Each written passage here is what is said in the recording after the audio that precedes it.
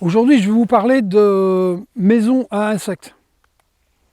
Alors, gîte à insectes, hôtel à insectes, maison à insectes, les noms que l'on veut bien leur donner.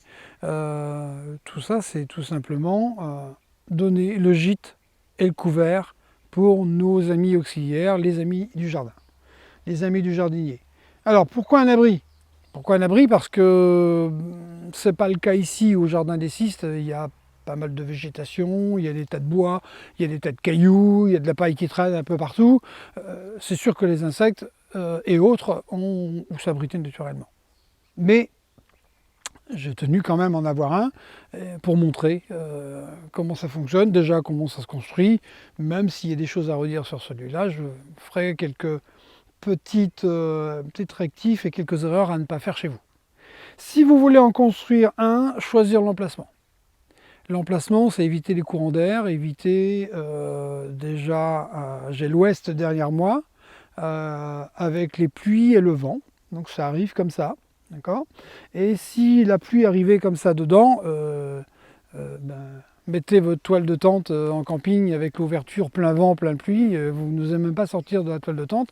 Donc là, ce serait la même chose, personne vient dans votre abri. Donc c'est exactement la même chose. Donc on va plutôt mettre nord-sud, plutôt sud. Alors plutôt sud, alors que là, je suis plutôt exposé nord, le soleil est là-bas. On peut reprocher à ce système-là d'être ouvert des deux côtés. Je l'ai mis en profondeur, alors qu'on peut le faire large comme ça. Là, il fait pratiquement 60, il fait 60 de large. Alors pourquoi il fait 60 de large? Parce que c'est fait que de la récup. Alors de la récup, ce sont des demi-palettes qui ont été superposées, qui ont été mises les unes sur les autres, avec, ça fait forcément, en faisant une hauteur de palette ou deux hauteurs, voilà, on a les étages qui sont plus ou moins hauts. Comment je l'ai construit?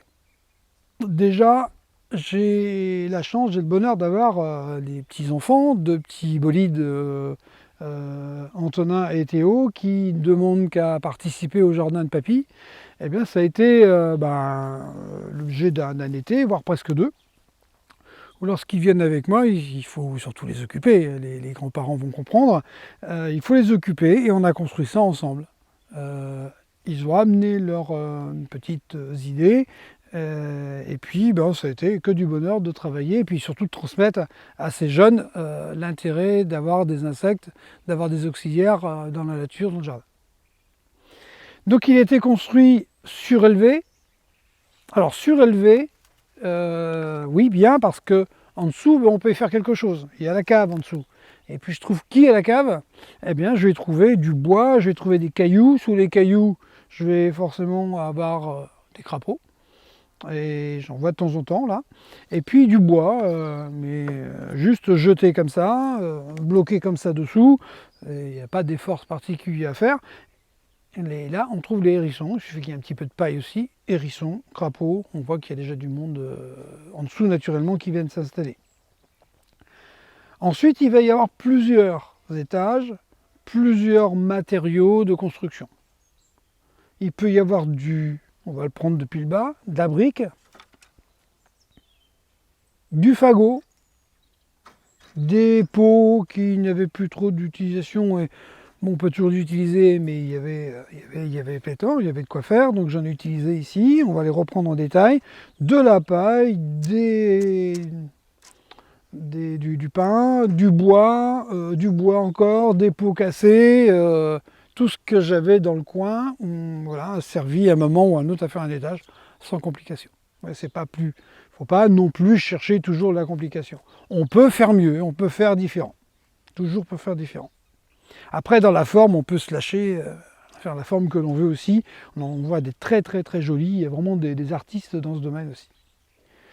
Comment ça fonctionne? Pourquoi est-ce que les insectes ils viennent chez moi? Pourquoi ils viennent là?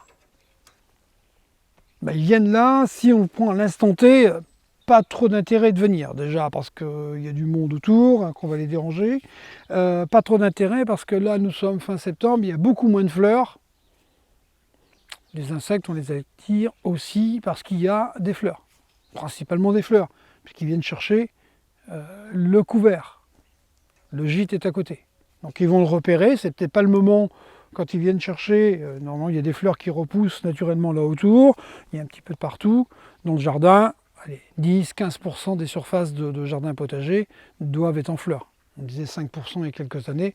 Je pense que si on fait aujourd'hui 5, on est petit. Si on fait 10, 15, 20% de fleurs, c'est certainement génial. On attire les insectes, on attire les pollinisateurs, on attire ces insectes utiles qui vont nous débarrasser des ravageurs. Donc il faut les avoir par les fleurs et ensuite on les abrite. Pourquoi on va les abriter? Parce que on va les avoir pendant le moment où il y a des fleurs, et puis l'hiver, quand il ne fait pas beau, ils ne sont plus là. Ils sont plus là, ils sont où? Peut-être que s'ils n'ont pas où s'abriter, ils meurent, ils disparaissent. Donc je ne suis pas sûr de les avoir le printemps prochain.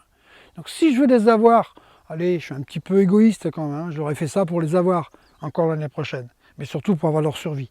Donc on va trouver des abeilles ou des guêpes solitaires, des osmies, des insectes comme ça qui sont très très utiles. Très utiles parce qu'ils pollinisent. Très utiles parce qu'ils combattent, ils vont aller chercher des larves ou des œufs de ravageurs d'autres insectes qui font du dégât sur les cultures. On va les trouver dans ces endroits-là, on va les trouver dans la paille, on va les trouver aussi dans des pots. Alors, un truc tout bête, les pots ouverts comme ça, aucun intérêt d'y aller. Sauf que si je mets un pot à l'envers, j'ai juste un petit pot dans le grand, j'ai juste une petite entrée ici, et je me mets à l'abri derrière. Là, il y a de la paille. Là, ici, on va avoir d'autres matériaux qui vont abriter des chrysopes, par exemple. Alors, les chrysopes, on les voit à peine. Les chrysopes ont horreur du vent et de la pluie. Donc, si, pendant l'hiver, il n'y a pas un abri, elles meurent. Ici, ce n'est pas le cas parce qu'il y a souvent du lierre sauvage qui pousse sur les arbres. Ils peuvent se mettre à l'abri. S'il n'y a pas, il faut leur mettre un abri. On va trouver des coccinelles, on va trouver des cirfes également, ces insectes qui volent en vol stationnaire à 70 cm du sol. Donc, pas mal d'insectes comme ça. Je vous le disais tout de suite, dessous, on va avoir des hérissons, on va avoir des crapauds. Donc on ne va pas tout protéger, mais on a déjà une belle palette d'auxiliaires qui vont nous aider. Que dire d'autre? Entretien. Est-ce que j'ai besoin de faire de l'entretien? Non, pas spécialement.